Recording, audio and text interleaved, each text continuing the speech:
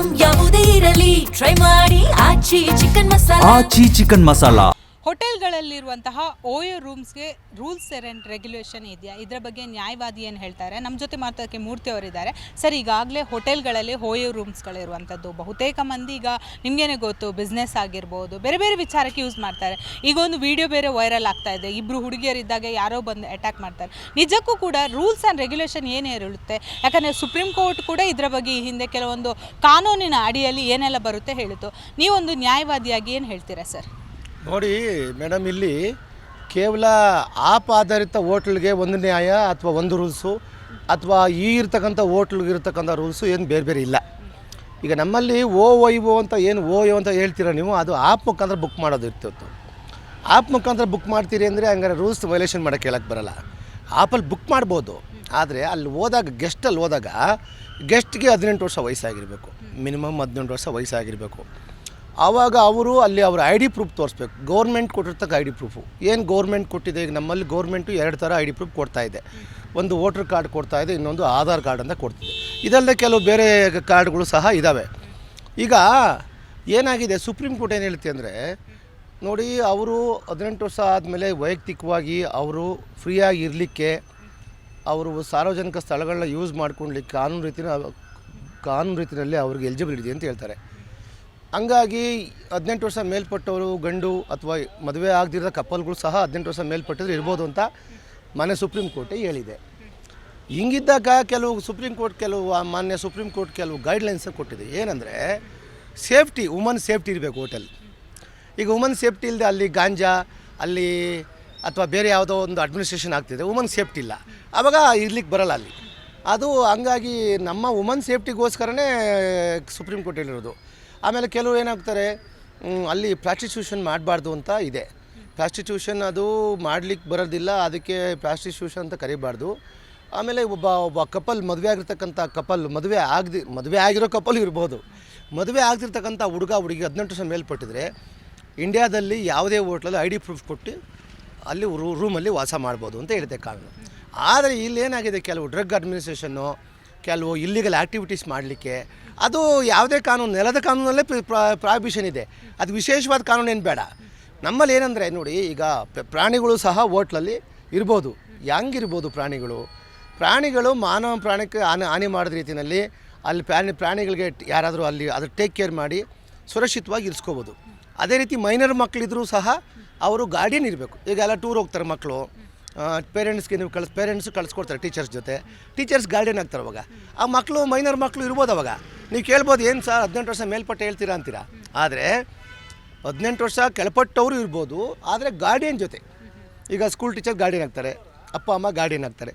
ಹಂಗಾಗಿ ಈ ಏನಂದರೆ ನಿಯಮ ಪಾಲನೆ ಮಾಡಬೇಕು. ನಿಯಮ ಪಾಲನೆ ಮಾಡಿದೆ ಯಾವುದು, ಸ್ಥಳೀಯ ಲೋಕಲ್ ಮುನ್ಸಿಪಲ್ ಅಡ್ಮಿನಿಸ್ಟ್ರೇಷನ್ ಅಂತ ಕರಿತೀವಿ. ಇವು ನಮ್ಮಲ್ಲಿ ಸಿಟಿ ಕಾರ್ಪೊರೇಷನ್ಸು, GBಯಲ್ಲಿ 5 ಸಿಟಿ ಕಾರ್ಪೊರೇಷನ್ ಇದ್ದಾವೆ. 5 ಸಿಟಿ ಕಾರ್ಪೊರೇಷನ್ ಒಳಗಡೆ ಹೋಟ್ಲ್ಗಳು ಬರ್ತವೆ. ಅದನ್ನು ನಿಯಂತ್ರಣ ಮಾಡೋದು ಈ GBಗೆ ಸೇರಿದೆ. ಅದೇ ರೀತಿ ಸ್ಥಳೀಯ ಪಂಚಾಯತಿ ವ್ಯಾಪ್ತಿಯಲ್ಲಿ ಬರ್ತವೆ. ಕೆಲವೆಲ್ಲ ರೋಡಲ್ಲಿ ಹೈವೇನಲ್ಲಿ ಪಂಚಾಯತಿ ಇರ್ತವೆ, ಅಲ್ಲಿ OYO ರೂಮ್ ಇರ್ತವೆ. ಪಂಚಾಯತಿರು ಏನು ಹೇಳ್ತಾರೆ, ಯಾರು ಗೆಸ್ಟ್ ಬರ್ತಾರೆ, ರಿಜಿಸ್ಟರ್ಡ್ ಕಸ್ಟಮರ್. ನೋಡಿ, ಇದು ತುಂಬ ಇಂಪಾರ್ಟೆಂಟು. ರಿಜಿಸ್ಟರ್ಡ್ ಕಸ್ಟಮರ್ಸ್ ಅಂದರೆ ಹೋಟ್ಲ್ ಒಳಗಡೆ ಹೋಗಿ ಏಜ್ ಪ್ರೂಫ್ನ ತೋರಿಸ್ಬೇಕು. ಅನುಮಾನ ಬಂದರೆ ಹೋಟ್ಲ್ ಸಿಬ್ಬಂದಿ ಏಜ್ ಪ್ರೂಫ್ ಕೇಳ್ತಾರೆ. ಆ ಏಜ್ ಪ್ರೂಫನ್ನು ತೋರಿಸಿ ಅವರು ಬಂದಿರೋ ಪರ್ಪಸ್ನ ಮೆನ್ಷನ್ ಮಾಡಿ ಫ್ರೀಯಾಗಿ ರೂಮಲ್ಲಿ ವಾಸ ಇರ್ಬೋದು. ಹಂಗೆ ಫ್ರೀಯಾಗಿ ರೂಮಲ್ಲಿ ವಾಸ ಇದ್ದಾರೆ ಅಂತೇಳಿ ಅಕ್ರಮ ಚಟುವಟಿಕೆ ಮಾಡಿದ್ರೆ ಅವರು ಶಿಕ್ಷೆಗೆ ಅರ್ಹರಾಗ್ತಾರೆ.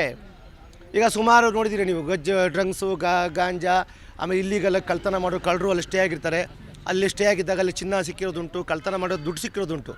ಅದೆಲ್ಲ ಕಾನೂನು ಚೌಕಟ್ಟಿಗೆ ಒಳಪಡಿಸಿ ಯಾವುದೇ ಒಬ್ಬ ವ್ಯಕ್ತಿ, ನಮ್ಮ ಭಾರತ ಸಂವಿಧಾನ ಹೇಳ್ತಂದೆ ಫ್ರೀ ಮೂವ್ಮೆಂಟ್ ಅಂತ ಹೇಳುತ್ತೆ, ಈಕ್ವಾಲಿಟಿ ಬಿಫೋರ್ ಲಾ ಹೇಳುತ್ತೆ, ಈಕ್ವಲ್ ಆಪರ್ಚುನಿಟಿ ಹೇಳುತ್ತೆ, ಫ್ರೀ ಮೂವ್ಮೆಂಟ್ ಹೇಳುತ್ತೆ. ಆ ಒಂದು ಫ್ರೀ ಮೂವ್ಮೆಂಟ್ನ, ಫ್ರೀ ಆಪರ್ಚುನಿಟಿನ, ಈಕ್ವಾಲಿಟಿ ಬಿಫೋರ್ ಲಾನ ಅಡ್ವಾಂಟೇಜಾಗಿ ತೊಗೊಂಡು ದುರುಪಯೋಗಪಡಿಸ್ಬಾರ್ದು. ಇದು OYO ರೂಮು. ಇವರು ಸ್ವಲ್ಪ ಇಲ್ಲಿಗಲ್ ಆ್ಯಕ್ಟಿವಿಟೀಸು ಮಾಡೋದು ಸುಮಾರು ಕೇಸ್ಗಳಿದೆ. ಈ ಆಪ್ ಮುಖಾಂತರ ಮಾಡ್ತಾರೆ. ಮನೇಲಿ ಎಲ್ಲೋ ಹುಡುಗಿ ಬುಕ್ ಮಾಡ್ಕೊಂಡು ಮಾಡ್ತಾರೆ. ಆದ್ರೆ ಹೋದಾಗ ಇವ್ರ ಡ್ಯೂಟಿ ಏನು, ಆಪಲ್ಲಿ ಬುಕ್ಕಿಂಗ್ ಆಗಿದೆ, ಅಮೌಂಟ್ ಪೇ ಆಗಿದೆ. ಆದರೆ ಅವರ ಐಡೆಂಟಿಟಿ ಚೆಕ್ ಮಾಡಬೇಕು, ಅವರ ಏಜ್ ಚೆಕ್ ಮಾಡಬೇಕು. ಅದು ಹೋಟೆಲ್ ಸಿಬ್ಬಂದಿಯ ಕರ್ತವ್ಯ. ಹಾಗೂ ಹೋಟೆಲ್ ಸಿಬ್ಬಂದಿ ಅಲ್ಲಿ CCTV ಕಂಪಲ್ಸರಿ ಹಾಕಿರಬೇಕು. ಅವಶ್ಯಕತೆ ಬಿದ್ದರೆ CCTV ಫುಟೇಜು ಸರ್ಕಾರಕ್ಕೆ ಅಥವಾ ಪೊಲೀಸರು ಕೊಡೋಕ್ಕೆ ರೆಡಿ ಇರಬೇಕು. ಆಮೇಲೆ ವುಮನ್ ಸೇಫ್ಟಿ ಇರಬೇಕಲ್ಲಿ, ಒಳ್ಳೆ ಬಾತ್ರೂಮ್ ಇರಬೇಕು. ಆಮೇಲೆ ಈಗ ಈ ಇಲ್ಲಿಗಲ್ ಆಕ್ಟಿವಿಟಿ ನಡೆದಿರೋ ರೀತಿಯಲ್ಲಿ ಆ ಬಿಲ್ಡಿಂಗ್ಗೆ ಪ್ರೊಟೆಕ್ಷನ್ ಇರಬೇಕು. ಅಲ್ಲಿ ಬಗ್ಗೆ ಈಗ ಯಾವುದೋ ಕಾಡಲ್ಲಿ ಹೋಮ್ ಸ್ಟೇ ಅಂತ ಮಾಡ್ತಾರೆ, ರೂಮ್ಗಳು ಮಾಡ್ತಾರೆ, ಅಲ್ಲಿ ಪ್ರಾಣಿಗಳು ಕಾಟ ಇರ್ತದೆ. ಈ ಪ್ರಾಣಿ ಕಾಟ ಬೇಕಾದ್ರೆ ತಡ್ಕೋಬೋದು, ಈ ಕಳ್ಳರದ ಕಾಟ ಇರ್ತದೆ. ಈಗ ಪ್ರಮುಖವಾಗಿ ನೀವು ಹೇಳಿದ್ರೆ ಈಗ ಪೊಲೀಸ್ ಅವರೇ ಸಮಟೈಮ್ಸ್ ಓಯೋ ರೂಮ್ಸ್ಗಳಿಗೆ ರೈಡ್ ಮಾಡುವಂಥದ್ದು. ಸೊ ಇದು ಅವಕಾಶ ಇದೆಯಾ? ಅಂದರೆ ಪೊಲೀಸ್ ಅವರಾಗಿರ್ಬೋದು ಅಥವಾ ಸಂಘಟನೆಗಳಾಗಿರ್ಬೋದು ಇದೆಯಾ? ಅದ್ರ ಬಗ್ಗೆ ಹೇಳ್ತೀನಿ ನೋಡಿ. ಈ ಸಂಘಟನೆಗಳು ನೈತಿಕ ಪೊಲೀಸ್ಗಿರಿ ಮಾಡೋದು ಬೆಂಗಳೂರಲ್ಲಿ ಜಾಸ್ತಿ ಆಗಿದೆ. ಪೊಲೀಸ್ನವರು ಇದ್ರ ಬಗ್ಗೆ ಯಾವ ಸಂಘಟನೆಯವ್ರು ಬಂದು ಯಾರನ್ನಾರು ಕ್ವಶನ್ ಮಾಡೋಕ್ಕೆ ಸಂಘಟನೆ ಅಧಿಕಾರ ಇಲ್ಲ. ಸಂಘಟನೆ ಏನು ಮಾಡ್ತಾರೆ, ಯಾವುದೋ ಒಂದು ಕಲರ್ ಶಾಲ್ ಹಾಕ್ಕೊತಾರೆ, ಅವ್ರವ್ರಿಗೆ ಇಷ್ಟ ಆಗೋ ಕಲರ್ ಶಾಲ್ ಹಾಕ್ಕೊಂಡು ನಾವು ಆ ವೇದಿಕೆ ಈ ವೇದಿಕೆ ಆ ಘಟನೆ ಈ ಘಟನೆ ಸಂಘಟನೆ ಹೇಳ್ಕೊಂಡು ನೈತಿಕ ಪೊಲೀಸ್ಗಿರಿ ಮಾಡ್ತಾರೆ. ಅದನ್ನು ಅವ್ರನ್ನ ಒದ್ದು ಫಸ್ಟು ಒಳಗಡೆ ಹಾಕಬೇಕು. ಅವ್ರ ಮೇಲೆ ರೌಡಿ ಶೀಟರ್ ಮಾಡಬೇಕು. ಕಾನೂನು ಸುವ್ಯವಸ್ಥೆ ಕಾಪಾಡಲಿಕ್ಕೆ ಅಂತ ಸಾರ್ವಜನಿಕರಿದ್ದಾರೆ, ಸಾರ್ವಜನಿಕರು ರಕ್ಷಣೆ ಮಾಡೋಕ್ಕೆ ಅಂತಲೇ ಸರ್ಕಾರ ಪೊಲೀಸ್ ಇಲಾಖೆ ಇದೆ. ಈ ಸಂಘಟನೆಗೆ ಏನು ರೀ ಕೆಲಸ? ಸಂಘಟನೆಗೆ ಏನು ಕೆಲಸ? ಕೇವಲ ಎಕ್ಸ್ಟ್ರಾಕ್ಷನ್ ಮಾಡೋ ಸಂಘಟನೆಯವರು. ಯಾವುದೋ ಹುಡುಗಿ ಹೋಗ್ತಿದ್ರೆ ಅವ್ರಿಗೆ ಸುಪ್ರೀಂ ಕೋರ್ಟ್ ಹೇಳಿದೆ ಫ್ರೀಯಾಗಿ ಓಡಾಡ್ರಪ್ಪ ಅಂತ. ಅವ್ರು ಹೇಳ್ಕೊಂಬರೋದು, ಅವ್ರಿಗೆ ಮದುವೆ ಮಾಡ್ಸೋಕೆ ಹೋಗೋದು, ಹೂವು ಕೊಡ್ರು ಹೂವು ಕಿತ್ಕೊಳೋದು ಎಲ್ಲ ಮಾಡ್ತಾರೆ. ಇವರೆಲ್ಲ ಬಂದು ಅವಿವೇಕಿಗಳು, ಸಮಾಜ ದ್ರೋಹಿಗಳು. ಯಾರು ಸಂಘಟನೆಯರು, ಯಾರು ನೈತಿಕ ಪೊಲೀಸ್ಗಿರಿ ಮಾಡ್ತಾರೆ. ಮಾಹಿತಿ ಕೊಡಿ, ಕಾನೂನು ಕ್ರಮ ಜರುಗಿಸೋಕ್ಕೆ ನಿಮ್ಗೆ ಅಧಿಕಾರ ಇಲ್ಲ. ಮಾಹಿತಿ ಕೊಡಿ ಸಂಘಟನೆಯವರೇ. ಇಲ್ಲ ಅಂದರೆ ನಾನೇ ಒಂದು ಸುವಮೋಟೋ ಕೇಸ್ ನಾನೇ ವೈಯಕ್ತಿಕವಾಗಿ ಕಮಿಷನರ್ ಮೇಲೆ ಕೇಸ್ ಮಾಡ್ತೀನಿ. ಯಾರಾದರೂ ಫೆಬ್ರವರಿ 14 ಬಂತು ಮೊನ್ನೆ, ಯಾವುದು ಮೊನ್ನೆ, ಅವಾಗ ಅದೇನದು ವ್ಯಾಲೆಂಟೈನ್ಸ್ ಡೇ ಅಂತ ಮಾಡ್ತಾರೆ. ಹೌದು, 18 ವರ್ಷ ಮೇಲ್ಪಟ್ಟು ಹುಡುಗಿ ಓಡಾಡಲಿ ಬಿಡ್ರಿ, ನಿನಗೇನು ಕಷ್ಟ? ನಿನ್ನ ಮಗಳು ಓಡೋದು, ನಿಮ್ಮ ಮಗಳು ಮನೇಲಿ ಬುದ್ಧಿ ಕಲಿಸು. ಅದು ಬಿಟ್ಟು ನೀನು ಆಕೆನ ಪಾರ್ಕಲ್ಲಿ ಕೂತ್ಕೊಂಡಿದ್ದೀರಾ, ಹೋಟ್ಲಿಗೆ ಹೋಗ್ತೀರಾ, ಸಿನಿಮಾಗೆ ಹೋಗ್ತೀರಾ, ಸಾರ್ವಜನಿಕ ಓಡಾಡೋಕ್ಕೆ ನಿನಗೆ ಅವತ್ತು ಸಂಘಟನೆ ಅಧಿಕಾರ ಇದೆ. ಸುಪ್ರೀಂ ಕೋರ್ಟು ಇಂಥ ಸಂಘಟನೆಗಳ ಮೇಲೆ ಕ್ರಮ ಜರುಗಿಸಬೇಕು. ಈಗ ಓಯೋದವರು ಕೂಡ ಬಿಸ್ನೆಸ್ ಮುಖಾಂತರ ಟ್ರೀಟ್ ಮಾಡ್ತಾರೆ. ಯಾಕಂದರೆ ಅವರು ಕೂಡ ಬಿಸ್ನೆಸ್ ಹೈ ಆಗಬೇಕು, ಜನಗಳು ಯೂಸ್ ಮಾಡಬೇಕಂತ ರೂಲ್ಸ್ ರೆಗ್ಯುಲೇಷನ್ ಬ್ರೇಕ್ ಮಾಡ್ತಾರೆ. ಇಂಥವ್ರಿಗೆ ಏನು ಹೇಳ್ತೀರಾ? ಕಾನೂನು ಪಾಲನೆ ಮಾಡಿ. ನೀವೆಲ್ಲ ಅಡ್ವರ್ಟೈಸ್ಮೆಂಟ್ ಪಾಲಿಸಿ, ಆ್ಯಪ್ ಪಾಲಿಸಿ ಮಾಡಿ. ನೀವು ಕಾನೂನು ಪಾಲನೆ ಮಾಡಿದಿರಾ, ನೀವು ಆ್ಯಪೆಲ್ಲ ವೈಯಕ್ತಿಕ ಮಾಡಿದ್ರು ಅಪರಾಧ. ನಾನು ವೈವೋ ಅನ್ನೋ ಒಂದು ಯಾವುದೇ ಆ್ಯಪ್ ಮುಖಾಂತರ ಹೋಟೆಲ್ಸ್ಗೆ ಎಚ್ಚರಿಕೆ ಕೊಡ್ತಾಯಿದ್ದೀನಿ. ನೀವು ಆ್ಯಪಲ್ಲಿ ಇದ್ದೀವಿ ಅಂದ್ಬಿಟ್ಟು ನೀವು ಸಮಾಜದ ಜನತೆಯ ಸೇಫ್ಟಿ ಇಲ್ಲದೇ ಕಾನೂನು ಉಲ್ಲಂಘನೆ ಮಾಡಿದ್ರೆ ವೈವೋನ್ನು ಬಿಡಲ್ಲ. ಇವು ನಮ್ಮ ದೇಶದಲ್ಲಿ ವಿಜಯ್ ಮಲ್ಯನೇ ಬಿಡಲಿಲ್ಲ, ಅಂತಂದು ದೊಡ್ಡ ಮಹಾನ್ ಕಳ್ಳರನ್ನೇ ಬಿಟ್ಟಿಲ್ಲ ನಮ್ಮ ದೇಶದಲ್ಲಿ ಕಾನೂನು.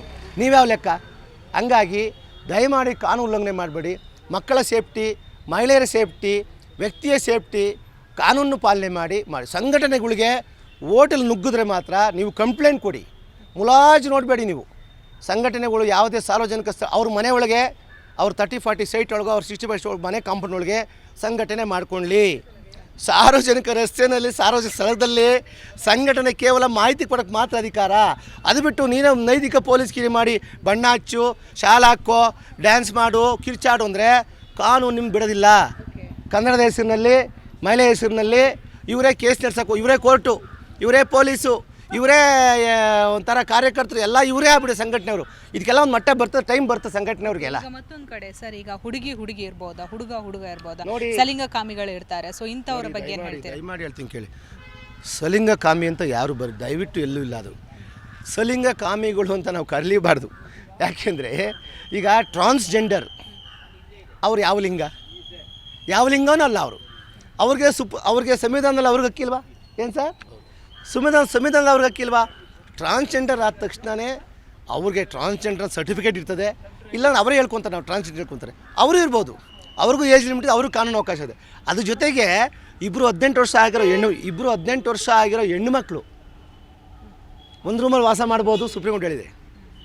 ಸಲಿಂಗ ಕಾಮಿ ಅಂದ್ಕೊಳ್ಳಿ, ಇಲ್ಲ ಬರೀ ಕಾಮಿ ಅಂದ್ಕೊಳ್ಳಿ, ಇಲ್ಲ ಹೆಣ್ಣುಮಕ್ಳು ರೂಮಲ್ಲಿದೆ ಅಂದ್ಕೊಳ್ಳಿ, ಅದು ನಿಮ್ಮ ಅರ್ಥೈಸಕ್ಕೆ ಬಿಟ್ಟಿದ್ದು.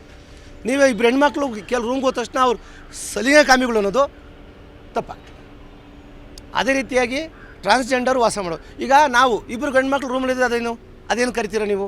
ಹಂಗೆ ಅದೇ ಇಬ್ಬರು ಟ್ರಾನ್ಸ್ಜೆಂಡರ್ಸು, ಇಬ್ಬರು ಹೆಣ್ಮಕ್ಳು ರೂಮಲ್ಲಿದ್ದರೆ ಅವ್ರಿಗೂ ಸಂವಿಧಾನ ಹಕ್ಕಿದೆ ವಾಸ ಮಾಡಲಿಕ್ಕೆ. Thank you.